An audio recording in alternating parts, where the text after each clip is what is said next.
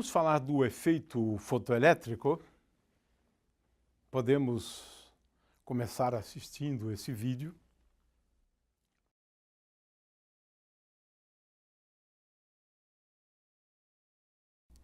Nessa demonstração, usaremos um eletroscópio, um canudinho de refresco, papel toalha, uma lâmpada incandescente e uma lâmpada de vapor de mercúrio. Com esse material, ilustraremos a interação da radiação com a matéria e um dos efeitos mais importantes da física moderna, o efeito fotoelétrico. Este efeito rendeu o Prêmio Nobel para o cientista Albert Einstein em 1921.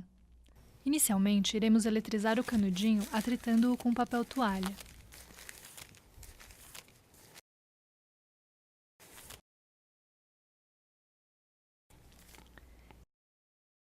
Em seguida, carregaremos um eletroscópio por contato, transferindo parte das cargas do canudinho. Neste caso, o eletroscópio se eletriza com cargas de mesmo sinal do canudinho. Ao ligarmos uma lâmpada incandescente de alta potência, verificamos que nada acontece e o eletroscópio continua carregado. Porém, quando ligamos uma lâmpada de vapor de mercúrio que emite radiação ultravioleta sobre o eletroscópio, ele se descarrega imediatamente. Apesar da lâmpada de vapor de mercúrio possuir uma potência elétrica muito menor comparada com a lâmpada incandescente, ela emite um tipo de radiação cuja energia dos fótons é muito maior.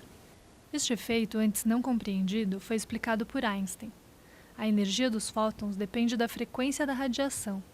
Quanto maior a frequência da onda, maior a energia. Por exemplo, os fótons da luz violeta têm mais energia do que os fótons da luz vermelha, pois a frequência da luz violeta é maior do que a frequência da luz vermelha. Dessa forma, os fótons da radiação ultravioleta, por possuírem mais energia, conseguem arrancar os elétrons da placa metálica do eletroscópio, ao contrário da lâmpada incandescente, que emite radiação infravermelha. Pode-se constatar, portanto, que o canudinho estava eletrizado com cargas negativas, ou seja, com excesso de elétrons. Para provar, podemos eletrizar o eletroscópio por indução, apenas aproximando o canudinho do eletroscópio, sem encostar, e em seguida, tocar o outro lado do eletroscópio com um dedo, que serve de terra. Por este processo de eletrização, o eletroscópio se eletriza com cargas de sinal oposto ao do canudinho, ou seja, com cargas positivas. Assim, ao incidirmos ultravioleta sobre o eletroscópio, ele não se descarregará, pois estará com falta de elétrons para serem arrancados pelos fótons. Muito bem. Qual é o efeito fotoelétrico e como se explica o efeito fotoelétrico? Esse é o problema. Consideremos aqui um metal, zinco, feito de zinco, por exemplo. Temos aqui uma superfície do metal e no interior do metal a gente pode visualizar elétrons. Metais em geral têm elétrons livres que viajam pelo interior do metal. Então aqui eu tenho elétrons, estou ilustrando aqui. Os elétrons estão em movimento, é claro, mas a gente não está querendo analisar isto, né? Então tenho elétrons dentro de um metal. É possível arrancar elétrons de um metal? Sim. Se eu dotar um elétron de uma certa energia, eu consigo tirar o elétron. Essa energia é conhecida como função de trabalho. Vamos colocar assim, né? É uma energia mínima para arrancar elétrons. Se eu fornecer uma energia maior para o elétron, ele não só vai ser arrancado, como ele vai sair daqui com uma certa velocidade. Se eu fornecer muita energia, eu não só tiro o elétron, como eu doto o elétron de uma certa velocidade. E uma coisa também que se observa é que a energia cinética, ela atinge um valor máximo. A energia cinética do elétron que é arrancado, né? Então vamos chamar essa energia cinética de energia cinética máxima, né? Do elétron que é arrancado quando Eu coloco mais energia do que a função de trabalho. Energia mínima para arrancar um elétron. Isso é um fato. Agora, considere luz incidindo sobre esta superfície, sobre a superfície metálica. É possível arrancar elétrons? Sim, claro. Claro. É o que diria a teoria clássica, a teoria ondulatória. Por quê? Ora, essa onda aqui transporta energia. Transporta energia. Energia eletromagnética. Tipicamente, essa energia é cerca de 10 a menos 6, né, watts, né, por metro quadrado. Quer dizer, a intensidade da radiação eletromagnética. De forma que essa intensidade, tipicamente. Logo, se energia incide sobre essa superfície, o elétron, estando imerso num mar de elétrons, ele recebe essa energia e pode acumulá-la. Pode acumulá-la. E precisa esperar muito tempo, né? Se você tiver, por exemplo, na superfície aqui, 10 a 20 elétrons, por exemplo, num metro quadrado, né? Então, nós temos aqui 10 a menos 26 watts por elétron. Por elétron. Então, estou falando aqui apenas de alguns, os mais superficiais, é para dar alguns números, né? Ora, como a energia mínima necessária, a função de trabalho, né, é de cerca de 1 elétron-volt, alguns elétron-volts, não importa quanto, feitas as contas, precisaríamos de esperar quase um ano. É muito tempo para arrancar os elétrons, né? Teria que deixar aquela placa ali um tempão para o elétron ir se energizando, absorvendo energia eletromagnética. E assim que tivesse energia suficiente, ele sairia do metal. Não dava para explicar isso, não. Por quê? Porque o que acontece? Existem algumas características desse efeito. O primeiro efeito é o seguinte: só arrancamos elétrons se a frequência for maior do que uma frequência mínima. Essa é uma primeira coisa surpreendente, porque na teoria clássica o que importa é a intensidade. Pelo visto, a intensidade não é tão importante. A intensidade da radiação eletromagnética. Isso aqui não dá para entender. Não dá para entender pela teoria clássica. Porque, de acordo com uma teoria clássica, o que importa é a intensidade. E a intensidade depende do módulo do campo elétrico ao quadrado, aquela coisa toda, tá certo? Mas essa é uma primeira surpresa. Só se a frequência da luz tiver um valor mínimo. Bom, primeira surpresa. A segunda surpresa, essa é muito mais surpreendente ainda. Se a frequência satisfizer essa condição, então não há tempo de espera. A luz chega e já vai arrancando elétrons. Bom, essa é muito surpreendente, porque em vez de esperar quase um ano, o intervalo de tempo para se arrancar elétron de cerca de 10 a menos 9 segundos. Nossa! Praticamente, assim que a luz chega, o elétron já sai. Mas isso não dá para explicar pela teoria clássica. Ao invés de esperar um tempão, meio ano, 2 meses, 1 mês, não. Sai imediatamente. Bom, mas também não dá para explicar pela teoria clássica. E, finalmente, tem mais uma coisa curiosa aqui. Essa coisa curiosa diz respeito a essa energia máxima que o elétron pode ter. Quando você realiza as experiências, né, você verifica que essa energia máxima, ela depende da frequência da luz que incide.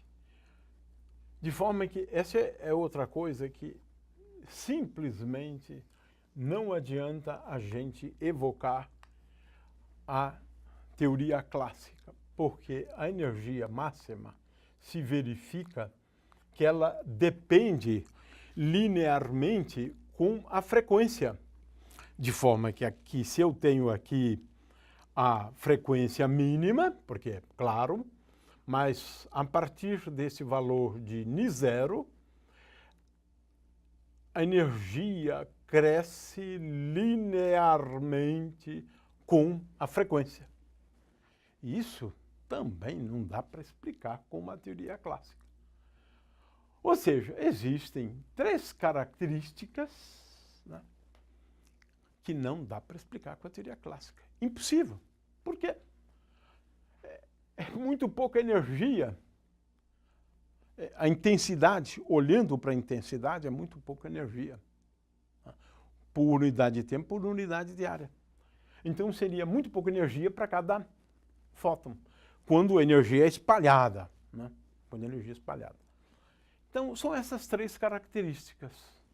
A existência de uma frequência da luz mínima para arrancar um elétron, o fato de não esperar nada,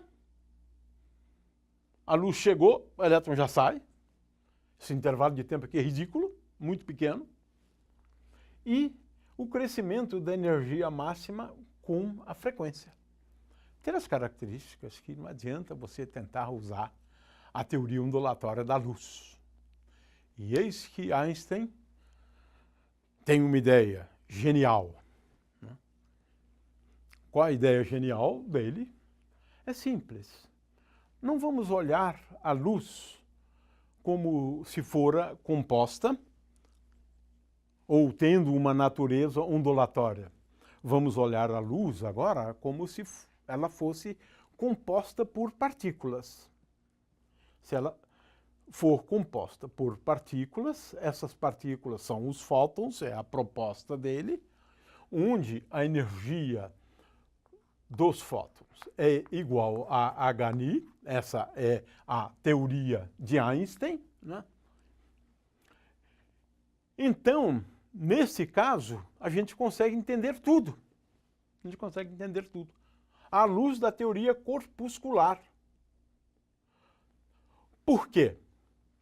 Ora, se eu tenho fótons, basta que esse fóton transfira essa energia para o elétron, de forma que transfere essa energia para o elétron, dota o elétron de uma energia suficiente para arrancá-lo. Ora, qual é essa energia? Qual é, então, essa energia mínima? Bom, essa energia mínima, de acordo com essa expressão, E é igual a H vezes νi0. Ora, esses fótons precisam ter uma energia mínima. E essa energia mínima é igual à função de trabalho. Está aqui. Está aqui. Já explicamos a primeira característica do efeito fotoelétrico.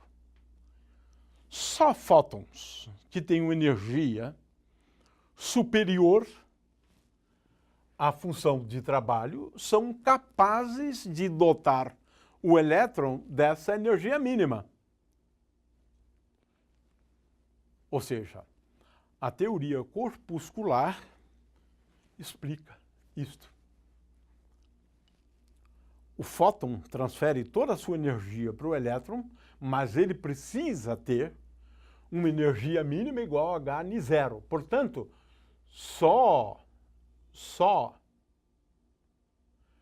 frequências maiores do que ni zero são capazes de arrancar elétrons. Só fótons dotados de uma energia igual a h ni zero são capazes de arrancar elétrons. O primeiro já ficou explicado. E o segundo? Ora, para o fóton é muito fácil, né, arrancar elétrons. E isso é instantâneo. É uma colisãozinha, dura muito pouco. Bateu no elétron, o elétron absorve o fóton e já sai imediatamente. Não precisa de muito tempo, não. Muito tempo, não. É uma colisão. Pá! Elétron absorve o fóton, isso é imediato. Adquiriu energia e sai do metal. Sai do metal. Portanto, está explicado esse segundo aspecto. Não demora nada mesmo, porque é uma colisãozinha. Dura muito pouco. Absorveu o fóton, imediatamente sai o elétron. E agora isso aqui? Bom, é fácil também. Por quê?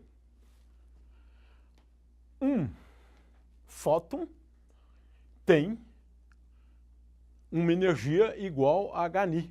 Se essa energia for toda convertida em energia cinética, mas como uma parte da energia foi utilizada para arrancar elétrons, então nós podemos escrever que E máximo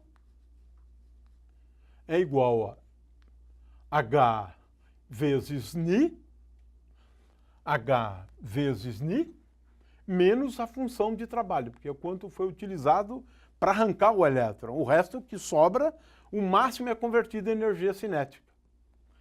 Portanto, como isto aqui é igual a H vezes ni zero, eu escrevo energia máxima sob a forma H ni menos ni zero.